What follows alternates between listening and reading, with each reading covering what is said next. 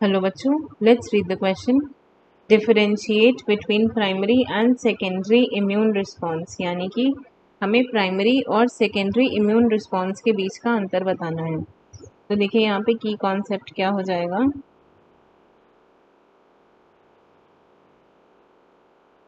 Immune response, और immune response का क्या मतलब है, जब भी हमारी बॉडी में कोई फॉरेन पैथोजन या कोई ऐसा फॉरेन सब्सटेंस आ जाता है जिससे बॉडी को खतरा हो सकता है, तो उसके लिए इम्यूनिटी, जो हमारी बॉडी की इम्यून सिस्टम है, वो किस तरीके से रिएक्ट करती है, उसे हम कहते हैं इम्यून रिस्पॉन्स। अब ये दो तरीके के होते हैं। पहला होता है प्राइमरी इम्यून रिस्पॉन्स,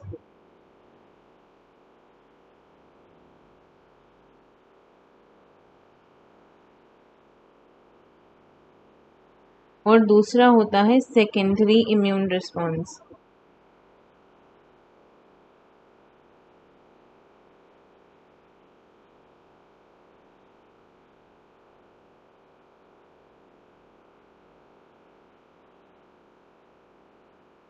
देखिए, जो प्राइमरी इम्यून रिस्पॉन्स होता है आपका, ये वो इम्यून रिस्पॉन्स होता है जब कोई पैथोजन पहली बार बॉडी को एनकाउंटर कर रहा हो और उसके अगेंस्ट बॉडी को एंटीबॉडीज प्रोड्यूस करनी हो।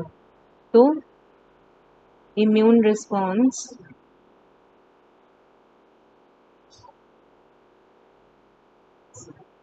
टू प्रोड्यूस इम्यूनिटी या antibodies against an antigen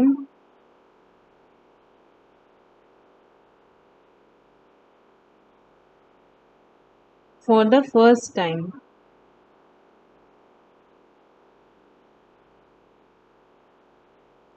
for the first time, ये होता है आपका primary immune response.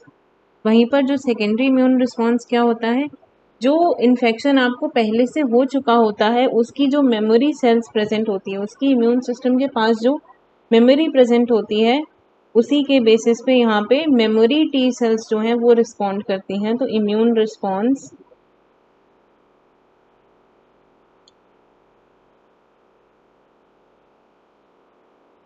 generated on memory basis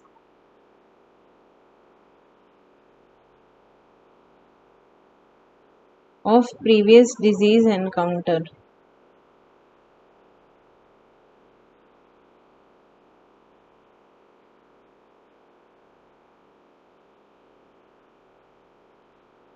और यहाँ पे कौन बेसिकली इम्यून सेकेंडरी रिस्पॉन्स को रेगुलेट या जनरेट करता है, memory T cells.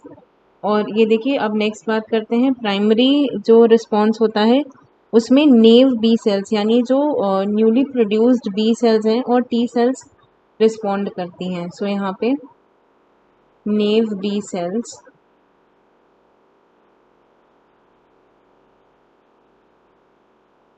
And T cells respond to the antigen.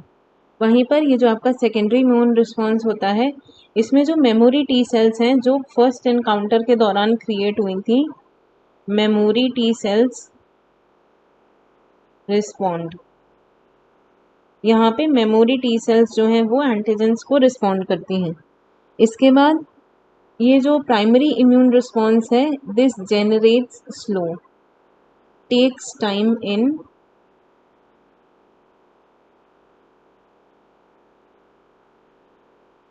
Generating immune response. मतलब कोई एंटीजन जो है वो बॉडी के अंदर गया, उसे इम्यून सिस्टम ने पहचाना, उसके बाद उसके लिए एंटीबॉडीज क्रिएट करी, तो यहाँ पे इम्यून रिस्पॉन्स जनरेट होने में समय लगता है। वहीं पे जो आपका सेकेंडरी इम्यून रिस्पॉन्स होता है, this is quick. Secondary response is quick.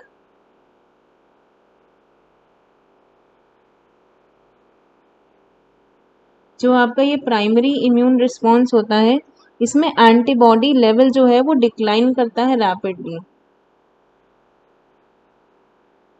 Antibody level decline rapidly.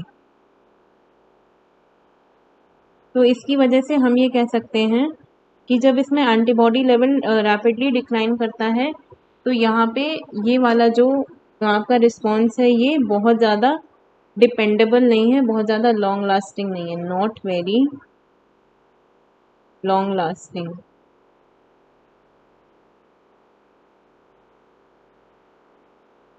जबकि ये जो आपका सेकेंडरी इम्यून रिस्पॉन्स है it is a long lasting response, क्योंकि यहाँ पे जो एंटीबॉडी लेवल है वो बहुत समय तक जो है मेंटेन रहता है। So antibody level remains high for a long time.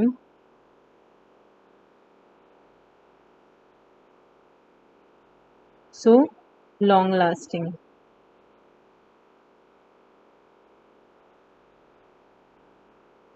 और ये जो आपका प्राइमरी इम्यून रिस्पॉन्स होता है ये बहुत ज़्यादा असरदार नहीं होता, मतलब यहाँ पे इससे जो हमें मिलती है जो एंटीबॉडी इम्यून सिस्टम जो हमें मिलता है ये इतना अच्छा नहीं होता, this is not very effective in comparison to the secondary immune response.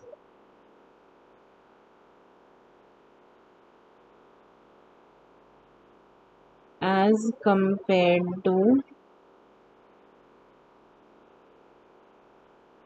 secondary response.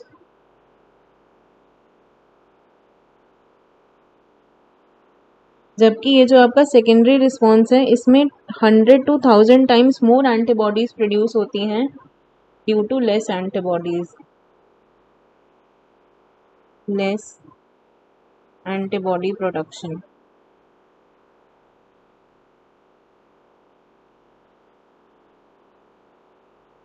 जबकि ये जो आपकी सेकेंडरी इम्यून रिस्पॉन्स है इसमें 100 to 1000 times of antibodies are produced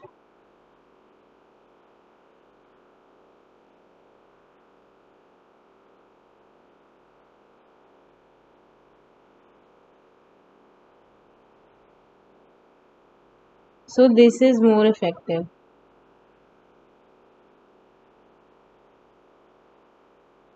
ये आपके कुछ बेसिक डिफरेंसेस थे इनके बीच में एंटीबॉडीज़ प्रोडक्शन में और बाकी रिएक्शन में, किसमें, प्राइमरी इम्यून रिस्पॉन्स में और सेकेंडरी इम्यून रिस्पॉन्स में। So I hope you understood it well, best of luck.